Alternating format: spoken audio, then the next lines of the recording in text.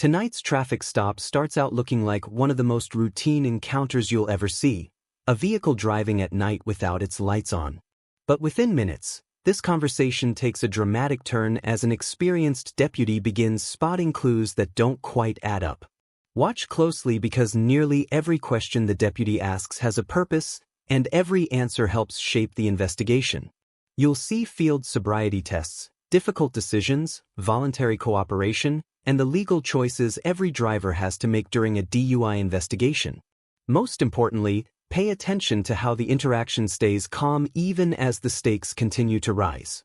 As you watch, ask yourself this: at what point would you have realized this stop was no longer just about forgotten headlights? Hello, Sheriff's Office, stops being recorded. I seen license, registration, proof, insurance. My license is, I don't have it with me. Don't have it with you, okay. No, this is actually not my car. Whose car is it? It's mine. It's your car? Yeah. Okay. Yes, can you spell your last name for me? Mine? Yep. Okay, first name? Kaylin, Kaylin. Okay, what's your date of birth?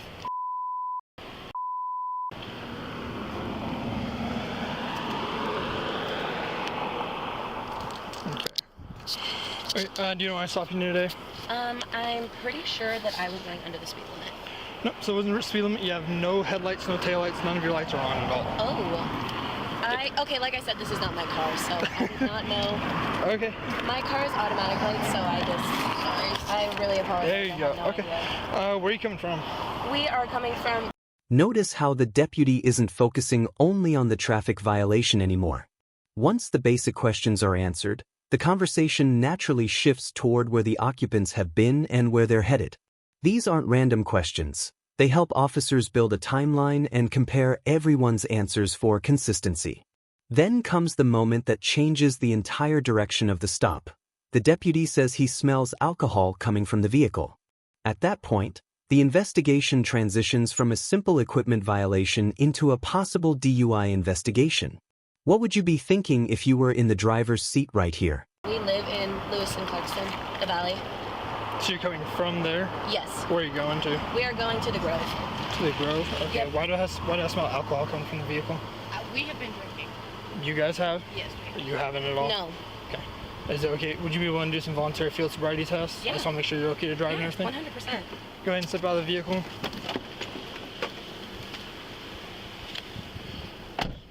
Okay, so we'll just come over here on the sidewalk. I want to in the road. Just one sec, I turn off all my lights. Yeah, just go ahead and wait around here. Okay, so do you have any medical conditions, anything that stops you from balancing, walking a straight line, anything like that? Okay. Okay, so for the first part is what I want you to do is just stare at the tip of the pen here. You're gonna follow the tip of the pen with your eyes only, keep your head facing forward and your head completely still. Do you understand? Mm-hmm. Okay. I'm sorry, so have your feet together and hands completely to your sides.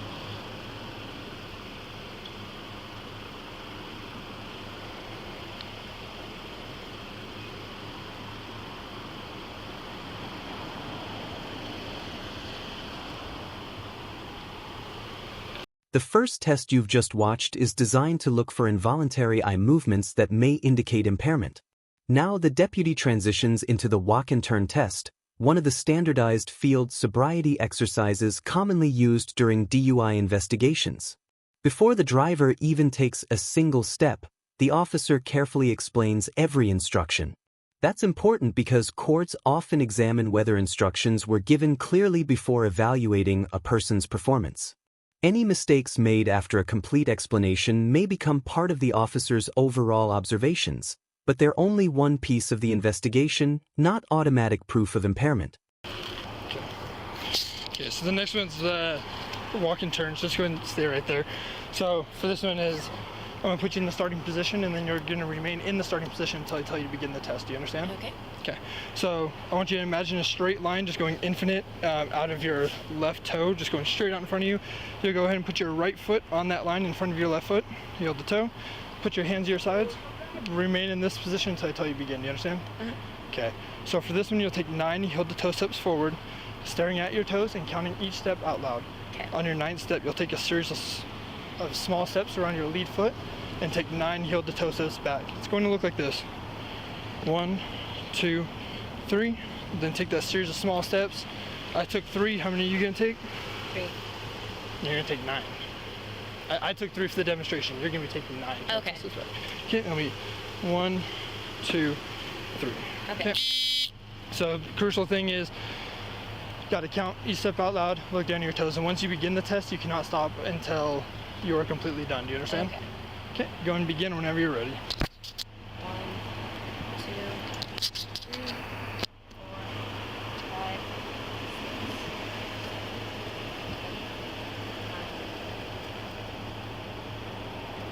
1, 2, 3, 4, 5, 6, 7, 8, 9. After the walk-in turn comes the one-leg stand. It might seem simple, but it actually requires balance, concentration, and the ability to divide attention between several instructions at once. Officers aren't looking for perfection, they're watching for specific indicators like swaying, hopping, putting a foot down early, or failing to follow directions. It's also worth remembering that fatigue, injuries, or certain medical conditions can influence performance, which is why the deputy asked about those issues before starting the tests. So far, the interaction has remained calm and respectful from both sides, helping keep the situation under control. Okay, so for the next one is just go ahead and stand feet together, hands to your sides. So for this one, it's the one leg stand. You'll just choose whatever leg you're most comfortable with. You'll lift it approximately 6 inches off the ground. Keep your toe pointed forward, feet completely, or foot parallel with the ground. And just stare at your foot and count out loud 1 1,000, 2 1,000, 3 1,000 until I tell you to stop, okay? So it's gonna look like this. 1 1,000, 2 1,000, 3 1,000, 4 1,000, 5 1,000, 6 1,000. And you'll continue to do that until I tell you to stop, okay? Okay. Do you understand? Have any questions? Nope. Okay. And go ahead and begin. 1 1,000, 2 1,000, 3 1,000, 4 1,000, 5 1,000. Try to have your foot 6 inches off the ground, a little higher. There you 7 go. 1,000, 8 1,000, 9 1,000, 10 1,000, 11 1,000, 12 1,000, 13 1,000, 14 1,000, 15 1,000, 16 1,000, 17 1,000, 18 1,000, 19 1,000, 20 1,000, 21 1,000, 22 1,000, 23 1,000. And stop. Okay, just 1 second. I'll be right back.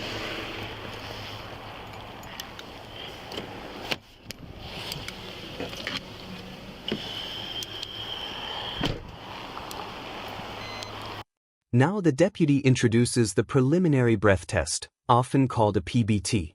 This device is different from the evidentiary breath test, typically performed later at a police station. Here, the deputy carefully explains that the test is voluntary and also explains what could happen if the driver declines. That distinction matters because roadside procedures and station testing often have different legal consequences depending on the jurisdiction. Listen carefully to how both sides ask questions here. The driver wants to understand the process before making a decision, while the deputy continues explaining what his observations already suggest. Okay, so this last test here is a preliminary breath test. It is not in lieu of an evidentiary breath test, okay? So this one's here. You'll have your lips sealed around the straw and you'll just blow a nice steady stream of air. Okay, so... Until I tell you to stop. Okay. Okay. So... Okay, so you want to breathalyze me? So it's a preliminary breath test, PBT. Can you explain that to me, though? Yeah. So all it is a PBT. It's It's not in lieu of an evidentiary breath test. So basically, this could give me a baseline as to where you're at. Based off my observations of what you've done so far, I do think you have consumed alcohol today. I don't think you've been completely honest with me. I'm also still smelling alcohol speaking with you now, okay? Like I said at the beginning, everything that you're doing here is completely voluntary. If you don't want to take this, I will be forced to just do my investigation based off the observations I've seen, which is you have been impaired to drive. Okay. So, would you like to continue and provide a sample for the PBT? So, I don't think so, no. Don't think so? Okay. Okay, so be honest, how much have you had to drink tonight?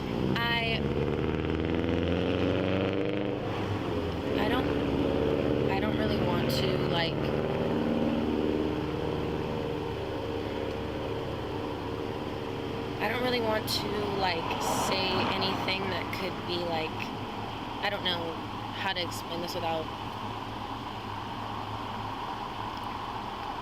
I'm just looking for an honest answer. I'm not Yeah. looking for an explanation or anything. Okay, so, well, I'm just wondering, like, what the outcome is going to be because, like, well, it's either you're impaired to drive or you're not. So how old are you? I'm 18. You're 18? Okay, Yeah. so what do you think the legal limit is for someone under the age of 18? The legal limit For of alcohol for being 18 years old? Obviously nothing. For driving. Oh, driving. for driving? I don't know. Okay, so it's 0.02. I'm just, okay. Okay. Do you think you'd be above that? I honestly, I don't know. I don't know anything about breathalyzing. I've never been breathalyzed before. I've never really even been... So I mean, the PVT and everything, that's all part of This is one of the most revealing parts of the encounter. The driver is clearly trying to understand the possible consequences before answering additional questions, while the deputy continues gathering information based on what he's already observed.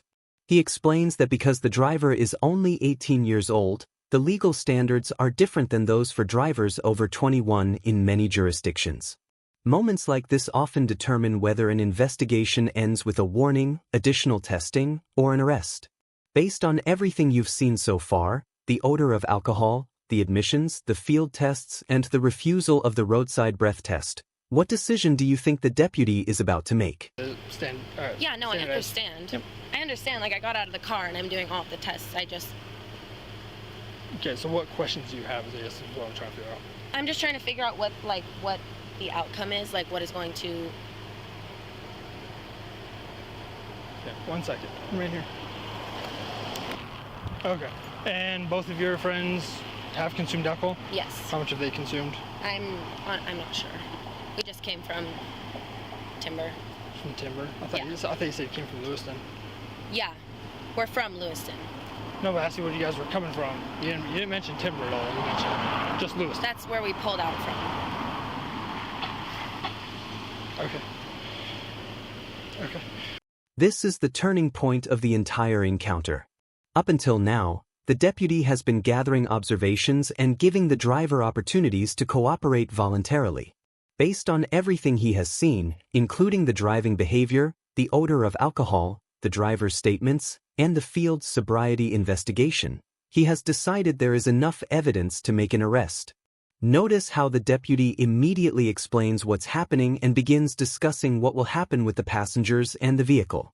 Even after an arrest, officers still have responsibilities to ensure everyone else at the scene remains safe. Do you think this decision came at the right time, or would you have expected the deputy to gather more evidence before making the arrest? Go ahead and put your hands on your back. Okay, so right now you're under arrest for DUI. For what? For DUI. Driving while intoxicated under the age of 21, okay?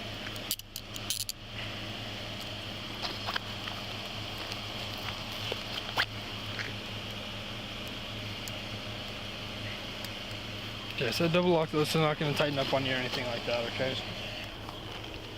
So they can't drive at all? No. Do you guys have anyone you know you can call to come get the vehicle? I would say her father or her mother. About how long would it take for her to come get it? Well, they are in Lewiston, so at least. Okay, so I'll ask her. We'll see if we can get somebody to move the vehicle over here. That way it's out of the road, okay? It's either that or it has to be towed. Yeah. Don't think anyone wants that, okay? Yeah. So I think you're listening here. So right now you have the right to remain silent. Anything you say can be used against you in the court of law. You have the right to the presence of an attorney during questioning. And if you cannot afford an attorney, one will be appointed for you prior to questioning if you so desire. You can decide at any time to exercise these rights and not make any statements or answer any questions. Do you understand each of these rights I've explained to you? Yeah, I have a question. Yeah. Is it okay if I call my mom? We'll get to that in just a second. But yes. Okay, because Yes, but we'll get to that in just a second. Huh? Okay. Do you have anything on you, any phone, wallet, or anything like that? No, but can I get my phone? I can get it for you. Well, Your I need friends to. can I hand need it to me. call my mom. Okay, we'll get to that. So right now you cannot, but we will get to that in just a second.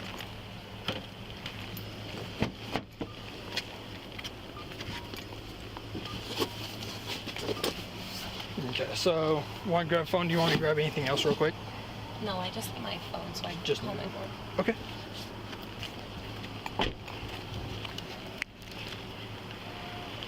Sub Paul 18, 1 in custody, DUI.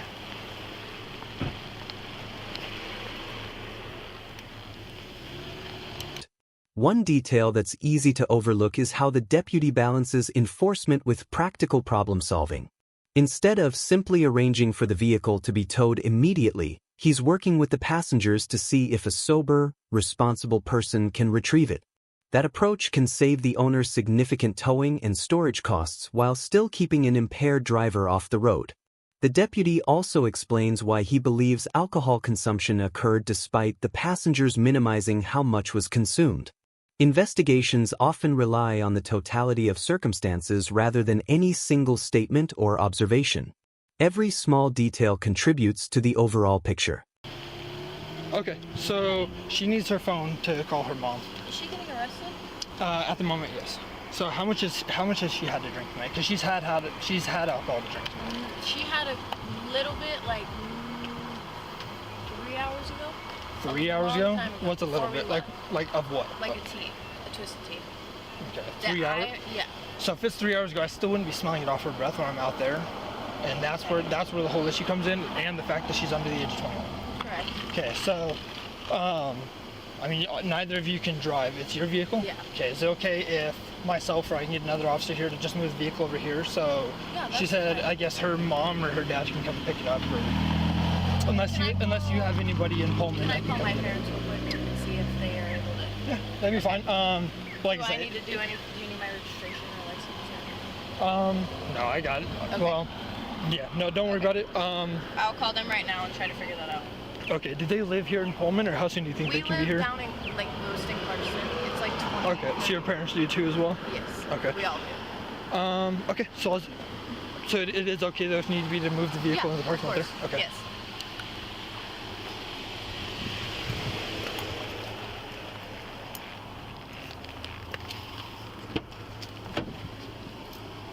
Okay, so I'm telling you now, usually I don't do this. Usually we're going straight to the station. I will let you call your parents. You gotta make it quick though, okay? So what's the password? 8221. 8221. Okay, can you press cancel?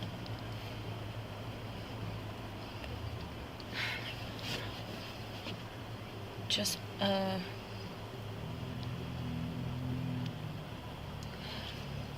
Is this your phone? that's my phone. Will you try the Okay. passcode again? Yeah.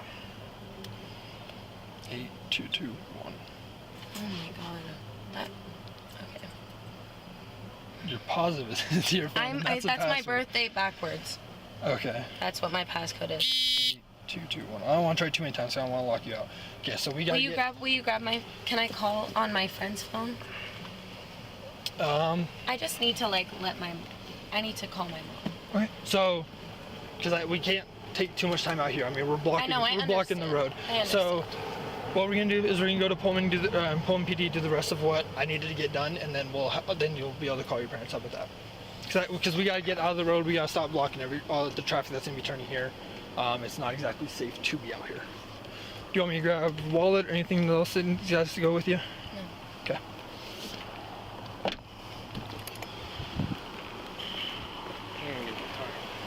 Yeah, no, it's cold.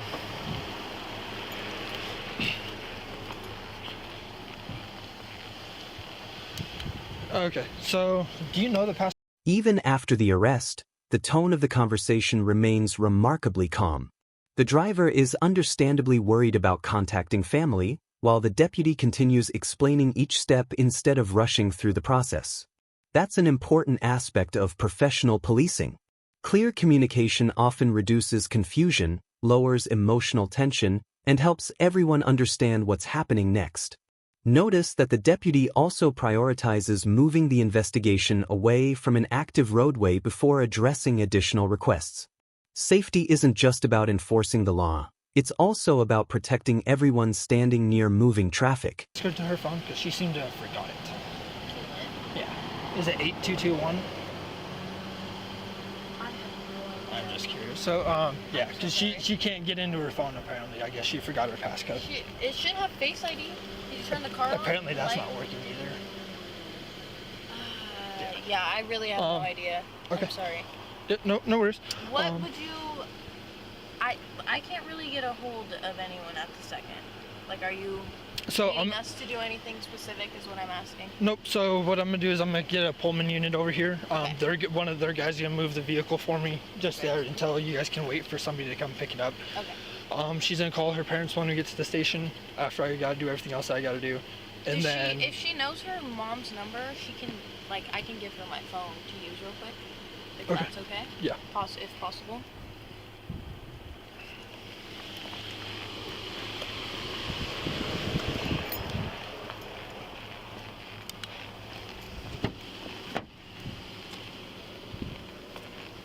Okay. So what's your mom's number? 509.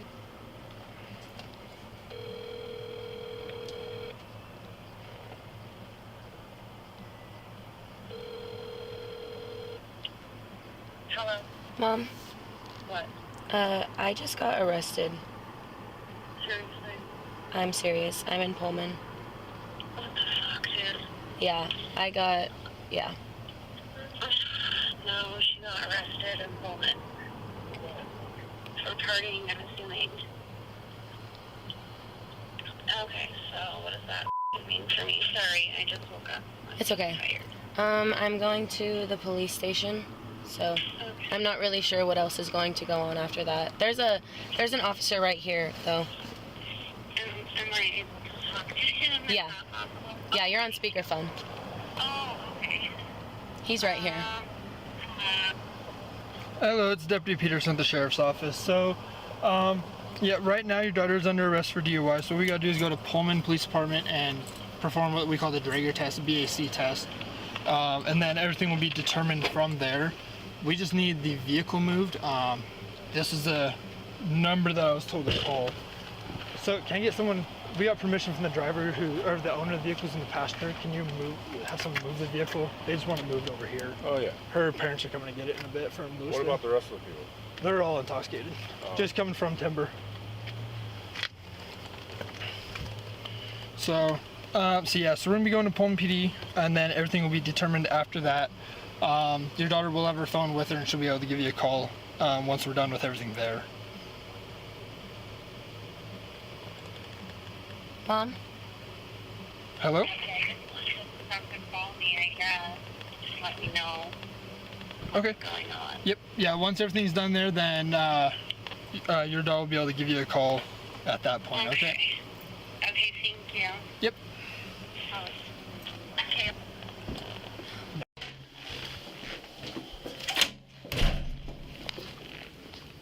So yeah, just go ahead and hop, just like right where that cross match deal is.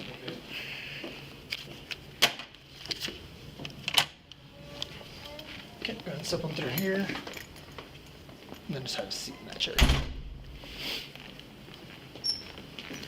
Oh, here, I can slide it back. No, you're good. I know how close it is pulled up.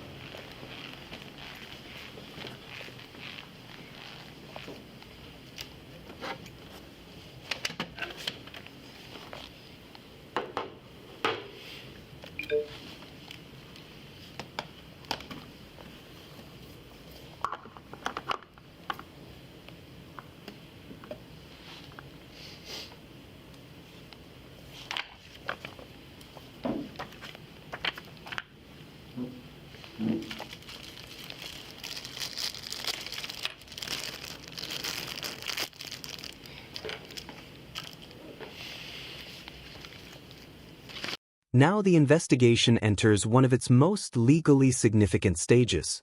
Before requesting the evidentiary breath test, the deputy carefully reads the implied consent warning. This isn't casual conversation, it's a required legal advisement explaining the driver's rights, the consequences of refusing the test, and the potential administrative penalties involving a driver's license. Officers generally read these warnings word for word because accuracy matters. Even though the roadside breath test was voluntary, the station procedure follows a different legal process. Understanding that distinction is essential for understanding how DUI investigations typically work. Okay, so this is the implied consent warning for breath. So if you want, what I'm going to be doing is I'm going to be reading basically from here all the way down to here. And I'm just going to want to you follow along as I'm reading it, okay? Yes. Are you going to start at the highlighted part? Yes. Okay. Yep. So some make sure. Okay, so with the box being checked here is here. I will be reading, I'll be reading that one. Okay, so implied consent warning for breath. Warning, you are under arrest for RCW 4661503, being under 21 of age, and driving or being in actual physical control of a motor vehicle after consuming alcohol or marijuana. Further, you are now being asked to submit to a test of your breath, which consists of 2 separate samples of your breath taken independently to determine alcohol concentration. You are now advised that you have the right to refuse this breath test, and that if you refuse, your driver's license, permit, or privilege to drive will be revoked or denied by the Department of Licensing for at least 1 year, and your refusal to submit to this test may be used in a criminal trial. You are further advised that if you submit to a breath test and the test is administered, your driver's license, permit, or privilege to drive will be suspended, revoked, or denied by the Department of Licensing for at least 90 days if you are age 21 or over and the test indicates the alcohol concentration of your breath is 0.08 or more, or you are in violation of RCW 4661502, driving under the influence, or RCW 4661504, physical control of a vehicle under the influence, or under age 21 and the test indicates the alcohol concentration of your breath is 0.02 or more. Okay, so will you now submit to a breath test? Yes. Okay. So do you have anything in your mouth at all? No. Okay, so what we're doing now is a mouth check. So I just gotta make sure you have no foreign substances, nothing in your mouth at all. Okay, so go ahead and open your mouth wide. Move your tongue to the left, to the right. Okay, lift it up a little bit. Okay, do you feel anything in your mouth at all? Any gum, anything like that? Do you chew tobacco at all? No. Okay, question I gotta ask. Have you been drinking alcoholic beverages? Yes. And what have you been drinking? Twisted tea. Okay, how much? 2 cans. And when did you start? I'd say we got there around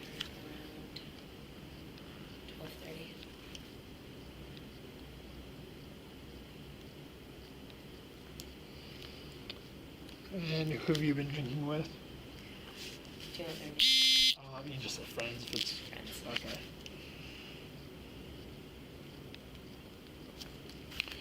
And where were you drinking? Timber. Do you know what the time of your last drink was? 30.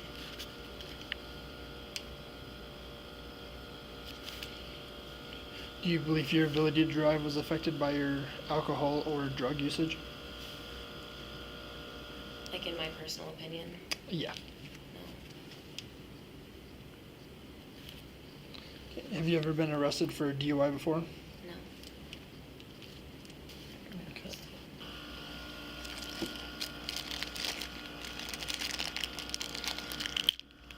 Okay, now on these samples, it's a lot easier to stand up. Why that is, I Do you want me to- don't know. do you want Just, me to wait? what's that? Do you want me to wait? Yeah, once it goes through its whole thing, yeah, so Yeah. it's gotta do its stuff. You just let me know. Many viewers expect a breath test to produce instant results, but there's actually a detailed process involved. Before testing, officers perform observation periods, mouth checks, and equipment procedures designed to help ensure the sample is reliable. If a sample isn't collected properly or doesn't meet the machine's requirements, another attempt may be necessary. That's exactly why you hear the deputy coaching the driver throughout the process. He's not trying to influence the result. He's trying to obtain a valid breath sample that meets the testing standards required for the equipment. I was surprised how cold it was outside. It's been extremely warm the past few days. It was like 107 yesterday. Oh, this is not great. He's hurt. Almost done. Yeah, I know. They're not made for comfort by any means. Okay, so go ahead and stand up. Okay, and big breath in and blow. More air, more air, more air. Good. Keep going. Just like that. Keep going. Keep going. Keep going. A little bit more. Keep going. Good. Good. Good. Keep going. And good. That's not very easy. It's possible to do. It's not horrible, but. Yes.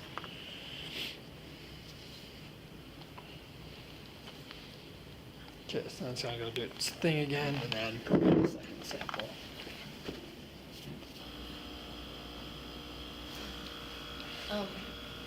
So when my parents get here, do they just wait? So yeah, once, because you're gonna have to give them a call. So did they tell you that they'd be coming here? Well, no, but I'm assuming they will. Okay. Do I just wait in one of those? No, so it won't be in one of those. So, Do I have to wait in like the community jail? no, so what, Sorry. you're good. You're good. I know you got a ton of questions. So once we get finished with all this, I'll read you the results because it doesn't give me the results instantly here. I'll print it off there. We'll go over them together. I'll explain to you what they mean. I'll explain this for you. And then I had to call my sergeant and we'll go from there. Okay. Do I get to call my parents after this? Okay. Yep. Do they, I know I'm not a minor, but do they get to sit in for like the sergeant stuff or? No, so that's, and me calling the sergeant isn't a normal thing. He just wanted me to call him. So when I was pulling in, that was him calling me. Oh. He just wants me to call him and give him an update again. Okay.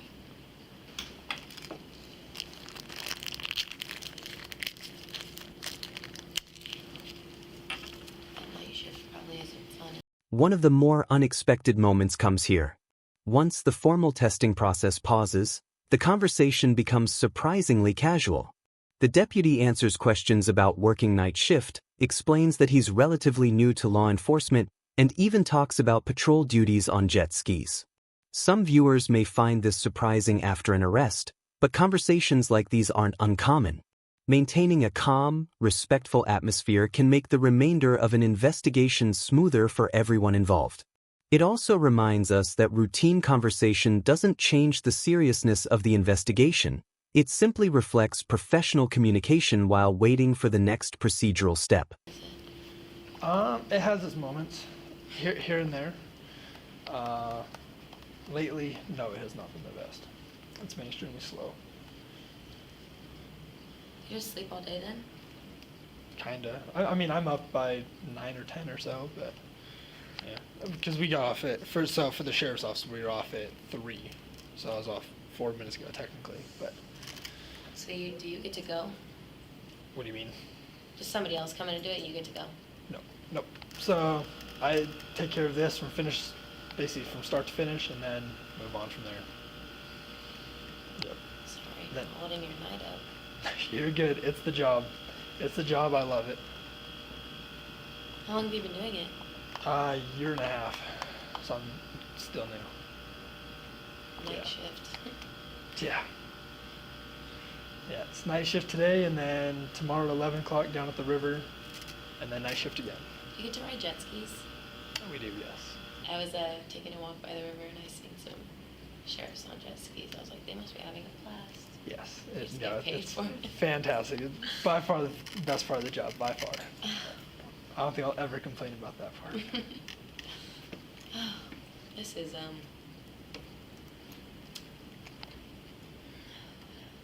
It's not fun, I know. It happens a lot. Okay, so here's the second test here. The evidentiary breath test isn't always completed on the first attempt. The testing instrument requires valid, consistent samples, and if a breath isn't delivered correctly, or if the mouthpiece is removed too soon, the process may have to be repeated. Notice how the deputy calmly explains why another sample is needed instead of simply starting over without explanation.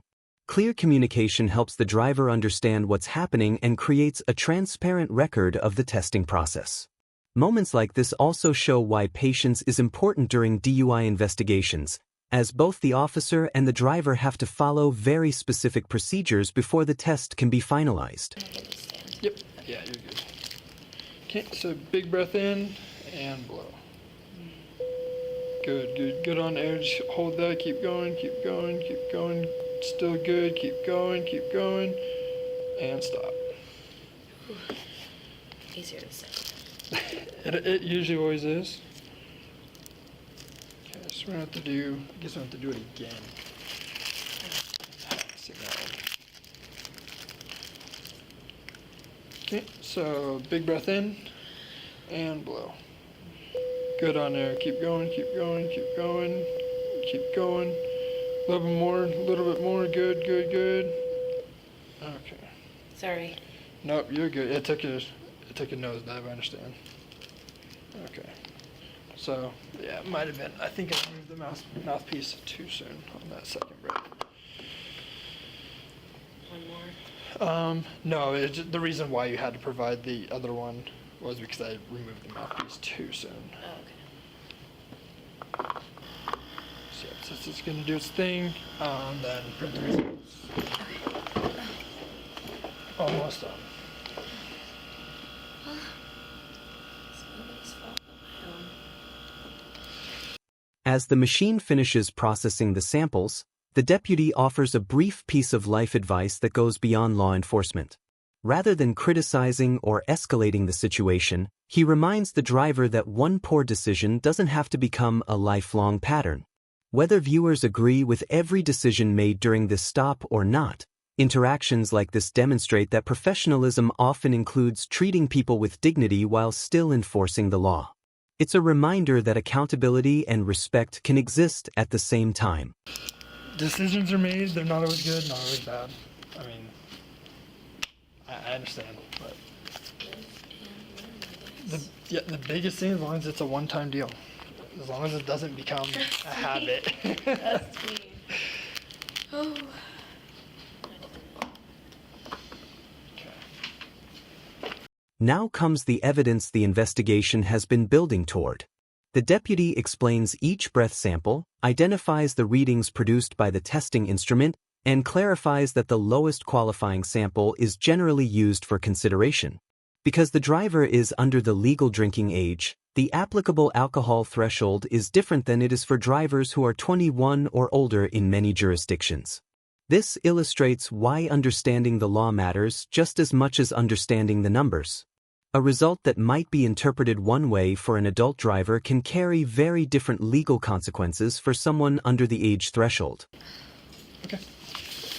So here's the results here. So this is the first sample that you provided. So the IR result of 0.024 and the EC result of 0.026. So it's the IR and the EC. So IR is infrared. I actually can't remember what EC stands for. Okay. If you're really interested, I can look it up and No, find it's out. okay. But IR is infrared. I do know that for a fact. It's just Okay. so those are the two systems that in here. That's how they test the breath sample. Second sample was infrared result of 0.023 and EC result of 0.025. Okay, so on those, what we do take into consideration on everything is the lowest breath sample on everything. Though, you do understand you are still over that Yes. 0.023, I do okay? see that.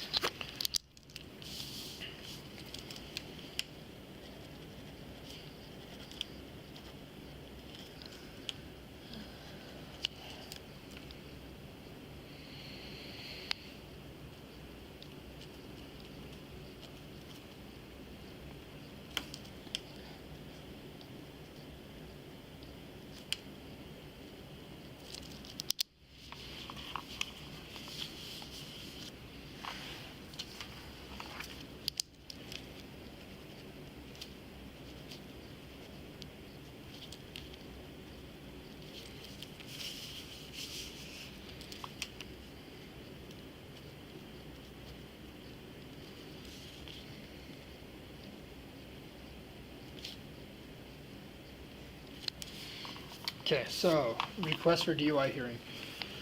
This is your notice that the Department of Licensing DOL intends to suspend, revoke, or deny your license, permit, or privilege to drive. You have the right you have the right to request a formal hearing to contest the suspension or revocation of your driving privilege. The hearing will be conducted according to Chapter 308-101 WAC. For issues covered at the hearing, refer to RCW 4620-308. A non-refundable fee of $375 must be included with your request unless you qualify for financial assistance. See financial assistance request below. Your request must be made postmarked within 7 days of the date of arrest, so 08/19/2023, or within 7 days of the date the notice was given, so still today. If your request is not made within this time frame, you will have waived your right to a hearing.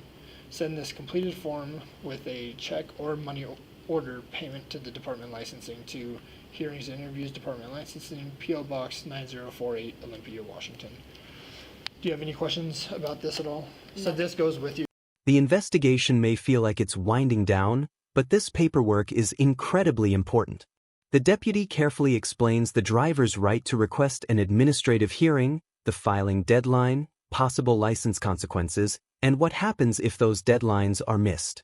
These administrative procedures are separate from the criminal court process, which often surprises first-time viewers. Missing a deadline can affect driving privileges regardless of what eventually happens in court. That's why officers typically take time to explain these documents before releasing someone from custody or transferring responsibility to the next stage of the legal process. You'll be able to look over this more. Your parents will be able to look over that as well. A copy of the results goes with you as well. Okay. Can I ask a question? Yeah. So do I, what happens if I don't request the hearing? Nothing. Well, Well, I mean, like, yeah. correction. So because you were Yeah, over. over the illegal limit, then your license could be suspended or revoked or denied for, I believe it's up to 90 days. Okay. Okay, so what we'll do now is head back out to the car and take care of everything from there. Is this from the car? Possibly, yes. I did not notice that earlier, so possibly. It's okay. Okay, so I'll go with you. I believe we're good. Okay, go ahead and stand up, and then we'll just go back through that room, and I'll meet you on the other side again. Thank you. Yep. Okay, sorry it took a while. Yeah, I had to figure things out. I already spoke to my sergeant. Okay, so we'll go back out to patrol car. And then we're going to give your friends a call. Okay. So what they're going to do is your friends are actually going to come pick you up here, okay? Did you talk to my parents? We will do that in just a bit as well. My friends are going to come pick me up? Yep. Or at least that's what they said. So they said they had somebody who had a ride. They were going to come bail you out in Colfax. So what we normally do is... Nope, not today. So what we normally do is you would be booked into the county jail there at Colfax. Yes. You stay the night there or stay at least until you're bailed out, which sounds like your friends are going to do tonight. You had great friends. What we're doing instead is I am filling out this form. It's a first appearance form. It's what you're going to be going to court Monday, 3 p.m. in the Colfax office. Handing you this today, along with the other paperwork. I'm going to be writing a criminal citation for the DUI, and you're going to be let go here right now once your friends get here anyway. Okay. Or if your parents get here, then that's it. Okay. Okay. Not to be the person that asks a bunch of questions. No, I you're just good. don't know anything. The deputy now explains another distinction many people don't realize: the difference between a traffic infraction and a criminal citation. While both involve legal consequences, they follow different court procedures and carry different potential penalties. Throughout this explanation, the driver continues asking questions, and the deputy answers them patiently instead of rushing the process. That willingness to explain each step helps reduce misunderstandings and ensures the driver knows exactly what will happen next, including the required court appearance and the importance of complying with the release conditions. About this. What is I know what a citation is, but I don't really know the specifics of it. So it's the same thing like a ticket, but it's criminal. So speeding tickets, anything like that is infractions. This is a criminal citation, so it comes with a higher penalty as well as what you would normally get instead of this. This will go on your DOL record. This is what goes on your DOL records, that criminal citation. That's pretty much all it is, as well as the monetary penalty that comes with it. That has which is the bail amount and all of that. Okay, I'll be able to get that more on the computer and stuff.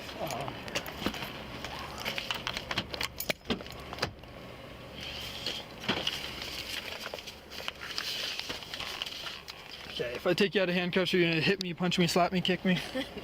Okay. Please take them. Oh,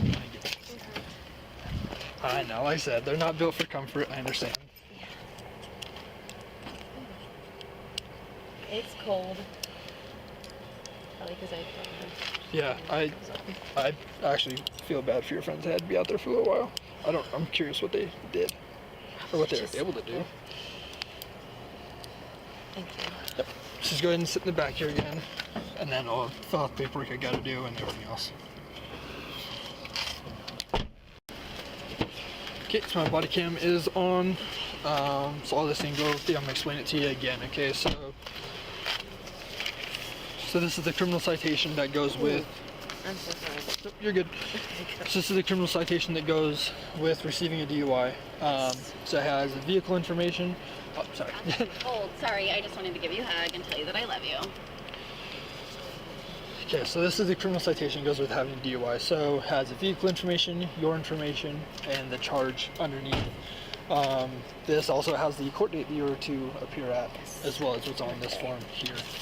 So there's that to you. Here is the mandatory first appearance. So it has the date, August 21st on Monday at 3 p.m. there in Colfax, Whitman County. Your appearance at the above location is mandatory and may not be waived. Your failure to personally appear at this hearing or failure to comply with the below conditions of release shall result in immediate issuance of a bench warrant for your arrest.